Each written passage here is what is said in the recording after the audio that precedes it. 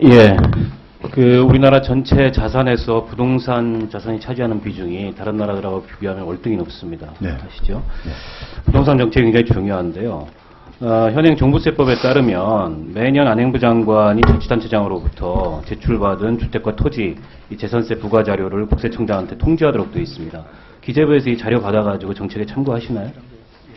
예, 아마 그런 걸로 알고 있습니다. 제가 보니까 별로 참고를 안 하시는 것 같아요. 오늘 제가 부동산 100분위 현황 보고서를 냈거든요. 보도자료 한번 읽어보십시오. 굉장히 자산 양극화가 심각하고요.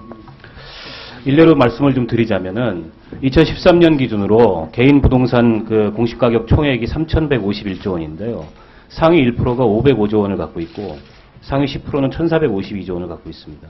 상위 1%가 보유하고 있는 부동산이 하위 55% 이상이 보유한 부동산과 맞먹는 금액 수준이고요.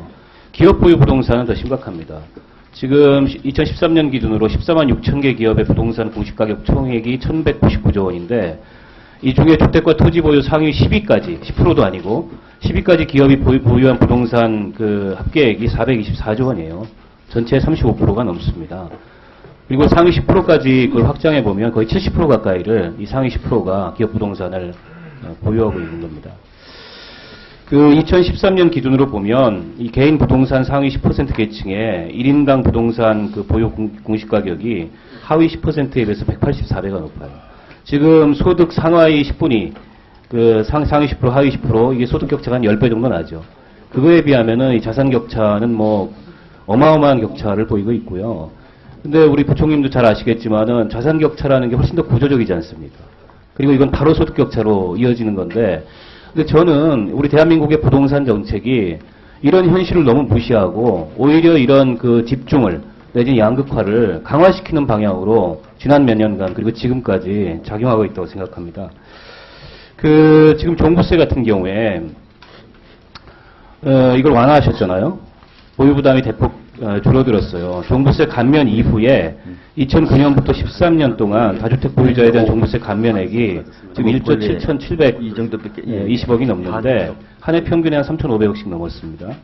보유세 부담이 줄어드니까 시세 차익을 노리고 여러 채 주택을 사들이면서 다주택자들의 주택 비중이 늘어나고 있어요. 지금 다주택자들의 주택 비중을 보면 MB 감세가 있었던 08년 이후 작년까지 5년 동안 개인 보유주택이 236만 채가 늘어났는데 이 중에 61%가 다주택 소유분이었습니다. 1주택자들이 는 거에 비해서 훨씬 더 많이 늘었어요. 그리고 지금 부동산 관련 소득에 대한 환수 노력도 계속 뒷걸음질 쳐서 지금 이 다주택 보유자 이 양도차익 중과세 다 폐지했지 않습니까? 결국에는 투기적인 다주택 보유를 억제하는 그런 억제 장치가 완전히 무장 해제된 겁니다. 그리고 지금 전셋값 이번 국감 내내 논란이 됐는데 지금 전세 대출이 한 달에 1조 원씩 나가고 있어요. 올해 들어서만 8개월 동안 10조 원이 늘었습니다. 그런데 다주택 보유자들의 임대 소득은 이 과세 사각지대에 지금 방치가 돼 있어요. 지금 현재 소득세법은 월세 소득이나 전세 소득, 이자 상당에 다 소득이 합산해서 누진과세하도록 돼 있지 않습니까? 그런데 실제로 이렇게 안 되잖아요. 지금 다주택자가 250만 명이 넘고 그중에 3채 이상 집을 가진 사람이 106만 명이 넘는데 실제 임대사업자로 신고한 사람은 얼마입니까? 한 8만 명 되죠? 그러면 다주택자에 비해서 한 30분의 1, 3주택자에 비해서도 10분의 1 정도밖에 임대소득자로 신고를 안 하고 나머지는 다 탈세하고 있는 거예요.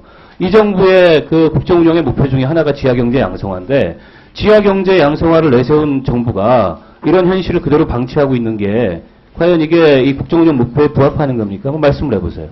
네, 그래서 우리 다가구 주택 임대소득 문제는 지난번 의원님 질의에서 나왔습니다만은 앞으로 장기적으로 봐서는 중장기적으로는 당연히 과세를 해야 될 걸 봅니다만은 지금 과세 인프라가 아직 구축이 안 돼서 지난 2월 달에 파악이 안 되고 있는 상황입니다. 네, 지난 2월 달에 임대차 시장 선진화 방안 발표하시잖아요. 네. 2주택자 2천만 원까지 임대소득에 대해서는 종합과세 대신에 14% 수율로 분리과세하겠다. 이렇게 발표를 했어요. 이거 완화하는 겁니다. 그런데 분리과세 방안을 또 2년 동안 유예하겠다는 발표를 얼마 있다가 했습니다. 그렇죠? 네. 완화한 거를 네. 또 유예하겠다. 그런데요, 서화 골동품 양도소득이 그랬듯이 아마 2년 뒤에 또다시 세금 면제 기간이 연장될 가능성이 저는 매우 농후하다고 봅니다. 2년 뒤면 언제예요? 총선이잖아요. 약속하실 수 있어요? 2년 뒤에 이거 저 분리과세 애초에 뭐 완화한 거긴 하지만 14% 세율로 과세한다는 약속할 수 있어요? 예, 뭐 그렇게 되도록 최선을 다하겠습니다. 그 약속하셨으니까 그건 책임을 지시고요. 예. 지금 보면 그 분리과세 방안이 도입된다고 하더라도 이게 다른 소득에 비해서 지나친 특혜예요. 정부 보도자료를 통해서 정부는 보도자료를 통해서 2주택자 임대소득은 사업소득이 아니다. 이거 금융소득으로 봐야 된다. 현행 이자배당 소득에 대해서 2천만 원 이하 분리과세 하고 있기 때문에 그것과 동일한 거다. 이렇게 정부 보도자료에 나와 있더라고요. 네.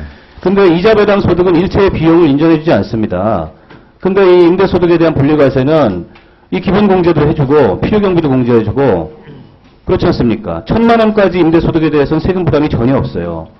1,000만 원 넘는 임대소득에 대해서도 이자배당 소득과 비교해보면 저 표에서도 보시겠지만은 세금 부담이 현저히 낮아요.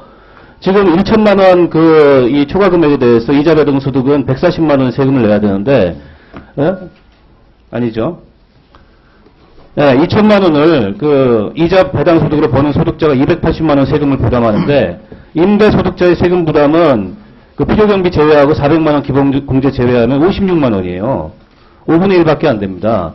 그러니까 이거는 이 주택 임대 소득은 금융 소득이 아니고 비과세 소득인 거예요, 사실상. 어떻게 생각하세요?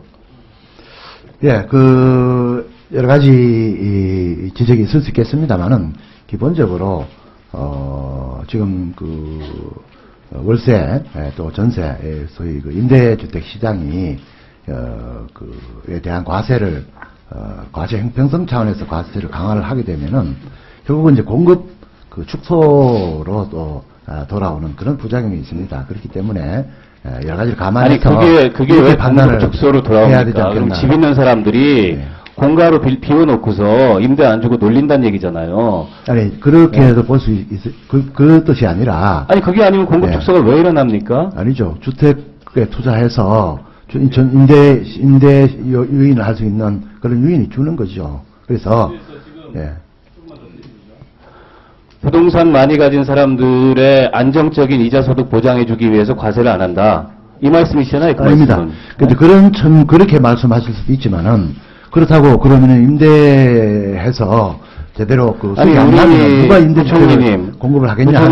부총리님, 우리 조세 원칙이 뭡니까? 네. 소득이 있는 곳에 과세를 하는 건데. 예, 당연합니다. 예. 소득이 있는 곳에 지난 수십 년 동안 과세를 안 해왔던 게 네. 바로 이 부동산 임대 시장이었어요. 예. 정부가 구조적이고 이 조직적인 탈세를 그냥 방치했던 겁니다. 예. 그러면 지금이라도 이걸 정상화해서 과세하는 게 정상인데 그거를 저율의 분리과세 방안을 발표했다가 그마저도 유보해 놓은 거 아닙니까? 근데 지금 너무 말씀이 길어요. 그 문제에 대해서. 정부에게 변명할 수 있는 영역이 아니에요. 좀 균형 있게 봐야 되지 않겠나는 점을 제가 말씀을 과세를 하는 게 균형이 있는 겁니다. 지금 제가 앞서도 백분위원 말씀을 드렸듯이 개인 부동산에 있어서 부동산 자산의 집중도가 이렇게 심각하고 결국에는 대한민국에서는 집 있고 땅 있는 사람이 왕이다. 이런 상식이 아주 오랫동안 통용되고 있는데 정부 정책은 지금까지 특히 지난 MB 정부에 이어서 이번 박근혜 정부까지 오히려 그런 투기를 부추기거나 조장하는 과거의 투기의 폐단을 근절하기 위해서 도입됐던 종부세 같은 걸 후퇴시키면서 그리고 임대소득 같은 걸 과세함으로써 다주택 보유에 대한 보유 이익을, 보유에 대한 동기를 줄여야 되는데, 그런 것과는 전혀 반대 방향의 역진적인 정책을 추진하고 있어요. 결국은 부자들만 더 부자 되는 그런 정책을, 이 부동산 정책을 통해서 추진하고 있다는 겁니다. 제가 지금 기업보유 부동산의 이 집중 현상에 대해서는 시간이 없어서 아직 말씀을 안 드렸는데, 기업보유 부동산 문제는 구조적으로 더 심각합니다. 지난 종부세 감세는 기업들의 비업무용 토지를 늘리는 수단으로 활용됐고 기업들이 그런 비업무용 토지를 늘릴 수 있었던 그런 원천은 법인세 감세에서 나왔다는 것을 제가 이후에 주가지를 통해서 다시 한번 설명을 드릴게요. 이렇게 정책 이렇게 하면 안 됩니다. 예, 수고하셨습니다. 다음은 정문원 의원님 질의해 주시기 바랍니다.